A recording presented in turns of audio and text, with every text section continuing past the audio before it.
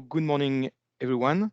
My name is Eric. I'm working for an oil company in France, and I'm going to share some learnings about the synergies between oil and geothermal production on our oil fields. Within the MID project, really our objective was to provide learnings on the experimental data based on pilots to provide power on it from oil facilities. So pretty high TRLs on the real stuff on the ground on a lot of experimental data from projects. Yeah. So I'm going to talk about the context of our onshore fields in France. That is quite specific. We're going to talk about what we wanted to do and how we have dealt with the main uncertainties in the project. We're going to talk specifically about subsurface modeling and injection optimization. I'm going to share how we have executed the projects and some of the early learnings that we have got on this project. So a word on the what I call the mature oil assets in France. Top right, you can see a map of France. There are two main sedimentary basins, one around Paris, one in the southwest of France near Bordeaux.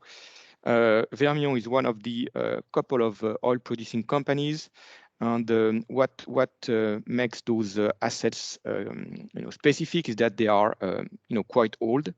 And being quite old means that they are producing a lot of water. Bottom left, you see a typical production history of a field. You see it starting in the 50s with a typical oil plateau, and then it is producing, and it will continue to produce a lot of water. Typically, we produce 95% water cut. That means that we produce 19 times more water than we produce oil. So altogether, those 26 concessions that we are operating, they produce something like 40,000 meters cubed a day of brine, of salted water. And this is actually pretty hot because of the geothermal gradients that are around 30 degrees per kilometer, and because of the depth of the fields, they are between 2 and 3 kilometers. And with that means that we do produce, and this is the chart on the bottom right, cross plot of wellhead temperature versus water rate. We do produce with surface temperature ranging from 60 degrees to 100 degrees at wellhead. So the message is a lot of water and a lot of hot water that we currently reinject in the geological formation where they come from, and somehow this energy, this heat is wasted. And thanks to MIT, I'm going to share how we are using the heat to produce and deliver some heat to end users. So the project, what was it about? First message is that we have a portfolio of existing or ongoing projects in Vermillon, mainly in the southwest of France. They have different power capacity, different temperatures, different ranges of rates, different usage as well for the end users.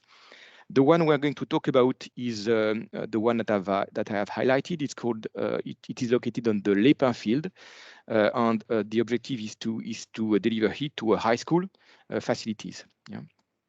So again, to make this message clear, we are talking about a sedimentary context here.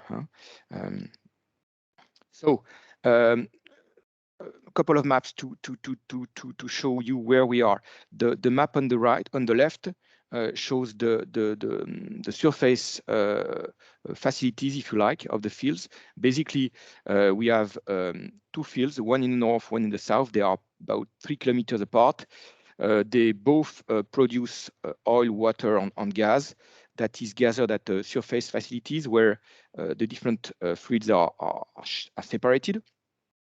And then the water that is separated from the oil is then reinjected through a reinjection line. This is the blue pipe, and it is taken all the way back to the site. Again, the field that we are talking about specifically today is Les Pins field. You see it is highlighted in the white square at the top of this map. On the picture, or the picture on the right shows a zoom of the area. It basically shows how close the oil field facilities, the Les Pins facilities, how close it is to a high school. And that highlights, I guess, the obvious synergies that we have developed. The high school is heated up by gas. They have heat needs about 850 megawatt hour per year, and they emit some CO2, and the objective through their owners in France, the high schools are managed, if you like, by the region, is to reduce their energy bill and to reduce their CO2 impact. Yeah. And next to that facilities, about 250 meters, is the Les Pins field. We have two producers. So a lot of thermal water, or a lot of thermal power that is wasted. So that the objective was basically to use the thermal power available at our site and transfer it to heat up the high school. Okay, so when we embarked on this project, we from an oil producing company, this is something that we were not really used to do, and when we listed the uncertainties that we had to work on, there were of course surface and subsurface facilities.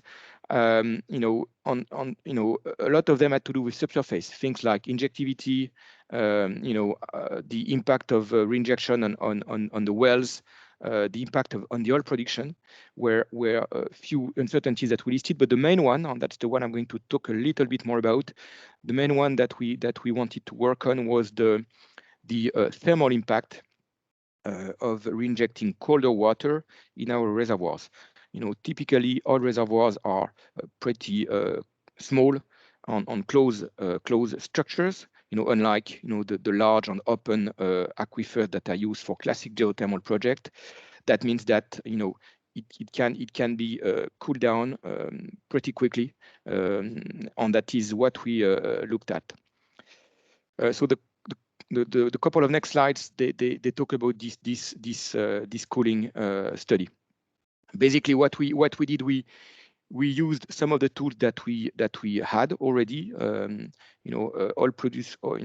Typical oil producing companies, they use 3D geological on dynamic models, and you see pictures of this on the left. This is a 3D view on the top, and this is a cross section at the bottom of the grid.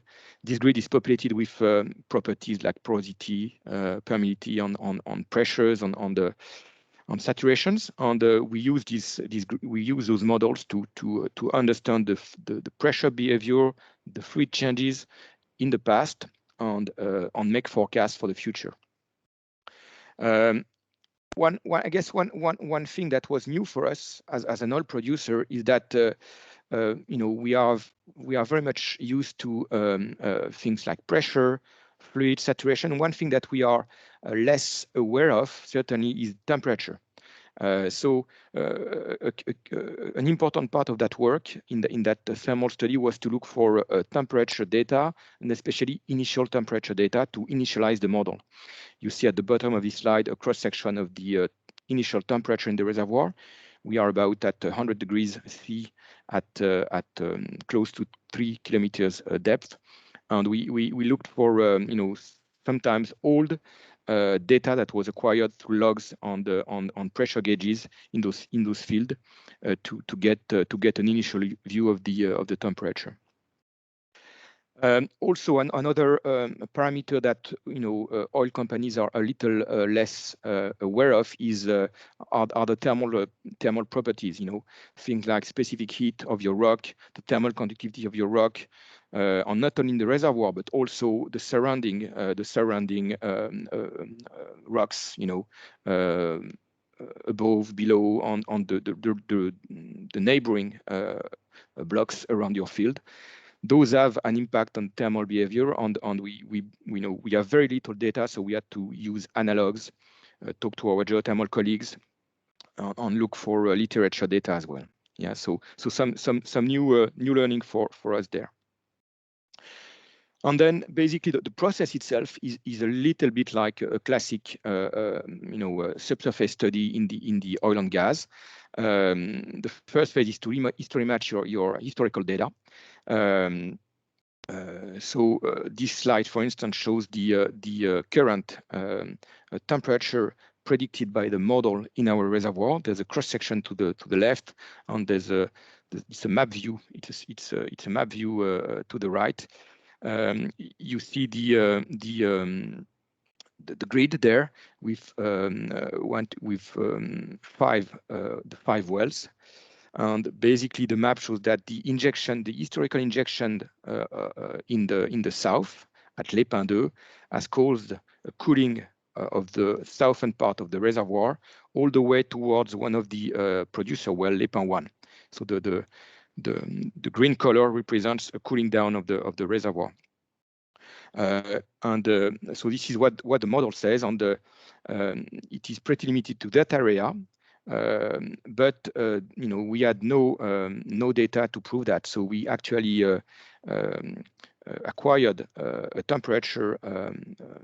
set of temperature data through a wireline operation with a temperature gauge at the bottom to confirm that at Les Pins 1 the cold front was there, and that indeed the reservoir in that area was cooled down by something like 10 degrees. Yeah.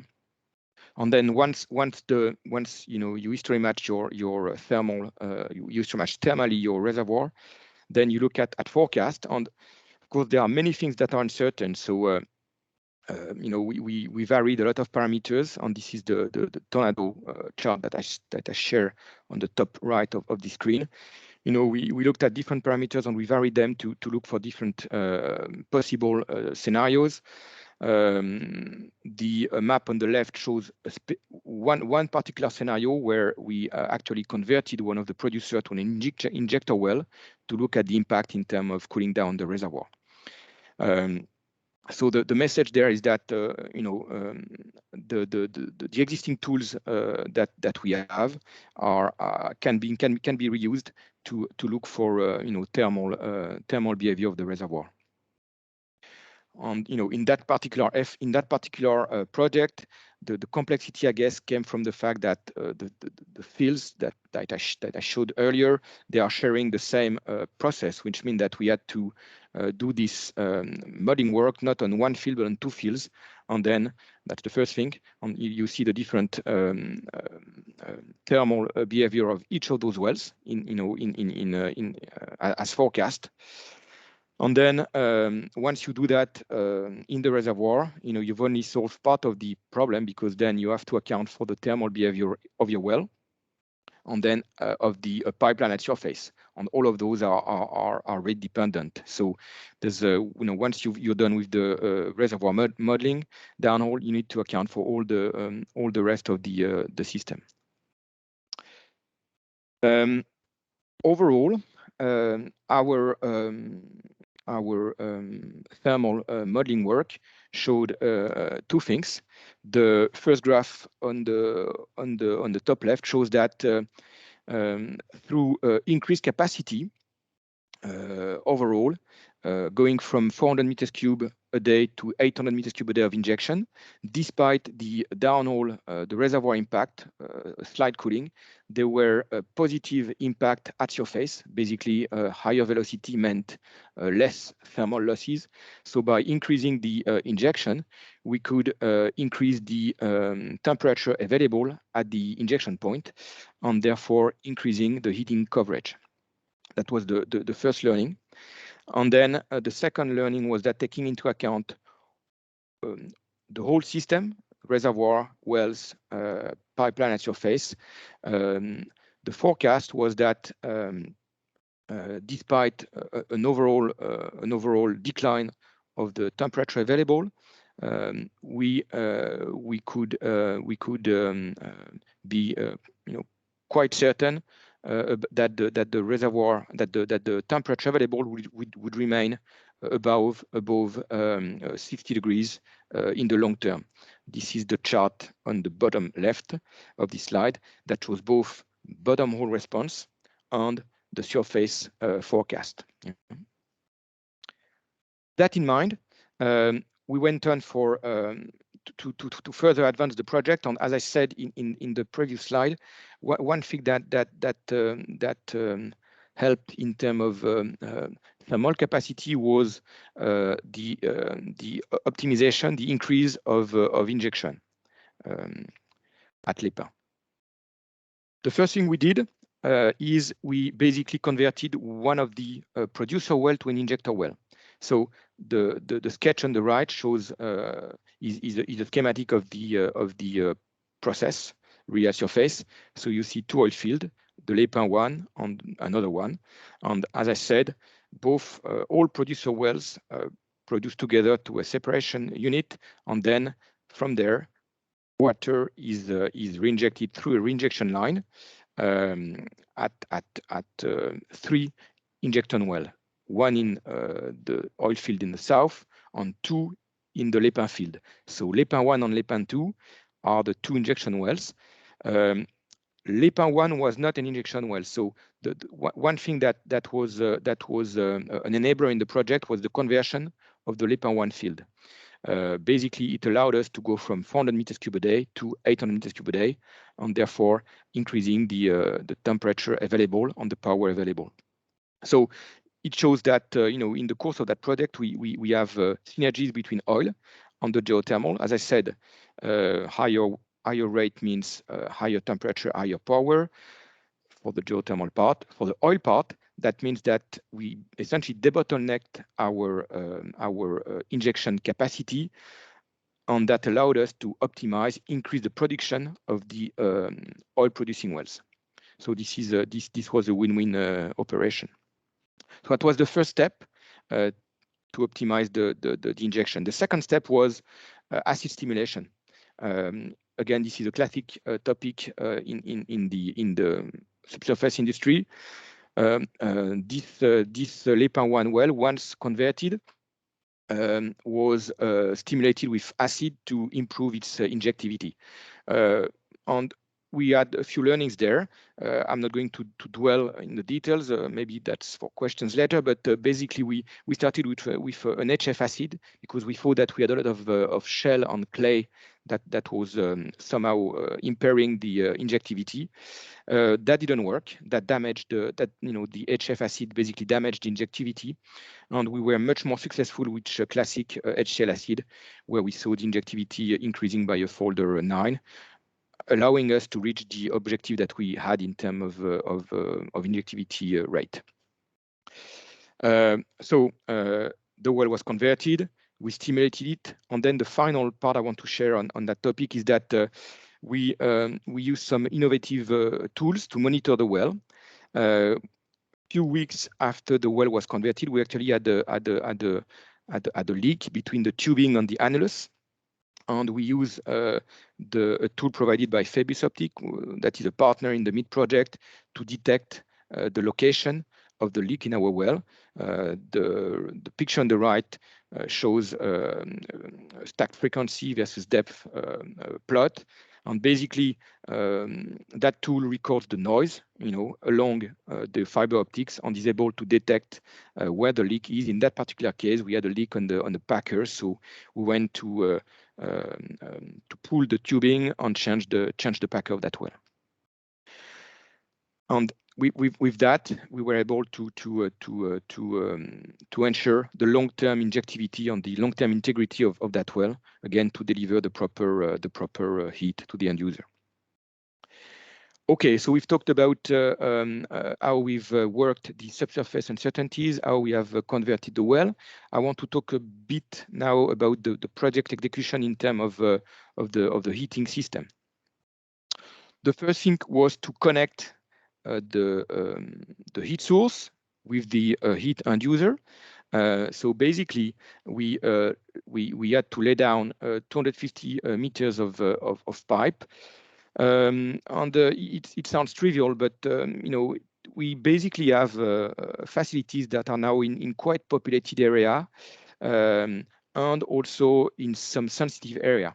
And going from the end user to the Vermilion site, we cross a number of landowners, a number of forestry areas, a number of sensitive sites, and it took quite some time to optimize the pipeline route for both regulatory reasons, environmental reasons, and also economic reasons for all of the shareholders, and that was quite a piece of work. The pictures there show just show basically the route from the high school there all the way through the forest, some of the connections of the pipe, the biking path that we had to cross on the arrival onto the Vermilion oil site. So basically we laid down and we buried 4-inch pipe, and twice 250 meters. On the Vermilion site, a couple of pictures there as well. It's a pretty large site. I guess the message I want to give is that it was very easy to install the heat exchanger. You see on the picture, it's a pretty small and compact heat exchanger. It's a shell and plate heat exchanger. One particular constraint that we had is that on the hot side, it had to be able, the heat exchanger had to be able to sustain the max pressure that we have on our system, which was close to 40 bar. So that was quite tricky to find the right heat exchanger. So basically, you see it connects the injection line to the pipeline that we just buried. Yeah, and you can see on the picture as well a number of pressure and temperature gauges, number of flow meters that are used for monitoring on surveying and optimizing the production.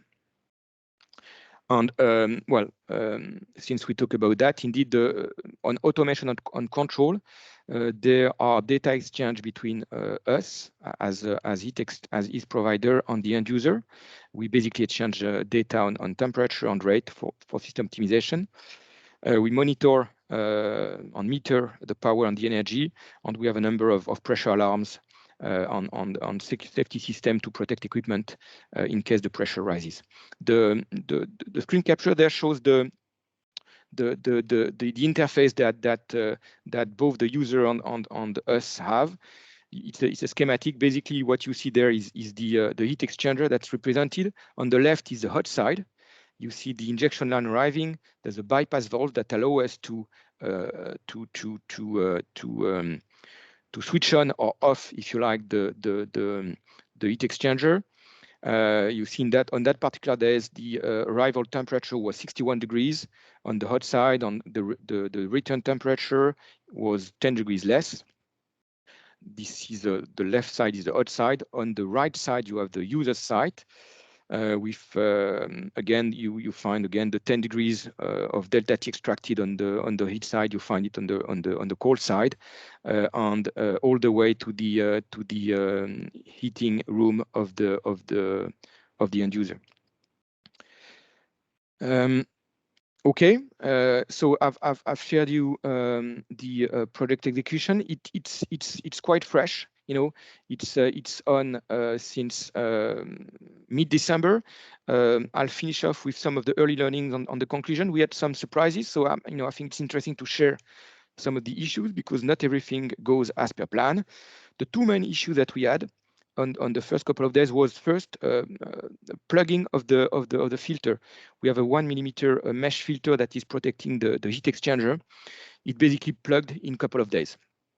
And by doing so, we had the shutdown on the system because the injection pumps, they reached their minimum pressure. So we actually went on cleaning the injection line, which had not been cleaned for dozens of years. And you see the picture on the right that has all this nasty material. This is basically some heavy oil components that probably have not been well separated upstream in our process. We have also worked on improving the oil on water separation with specific chemicals. And we have now optimized on reduce this delta P. We have less than 1 bar currently, so this is much better. The other issue that we had was that when we started off the heating, the service pressure on the cold side was not easy to maintain. We had to add some volume of water, and at some point we suspected some leak in the pipeline that we had just laid down, and that was pressure tested back in August. And actually, after some research, we found out that the material was probably a bit more expensive than we initially thought. So the elastic behavior caused some pressure drop. We had to retest the line in pressure, and we finally were happy to see that there was no leak. So despite those issues, we have quite nice results so far. The geothermal resource is available as expected after the conversion of the well, after the optimization through stimulation. We are delivering 30 meters cube an hour at 65 degrees. We exchange the heat as per design. The DT at the heat exchanger is fine. We have a colder winter in France at the moment, so it makes the startup a bit more difficult than planned. But overall, we are confident that we will be able to cover most of the need of the end user. There is an economic benefit for the end user by switching from gas to heat, and there is also an environmental benefit for the end user. We basically save about 190. We expect to save about 190 tons of CO2 per year for the end user. I'll finish off, Jean, with some takeaway messages. So hopefully I've been able to show you that the geothermal brine, large volumes from those mature onshore fields can be valorized to create local value and deliver CO2 savings on the heating.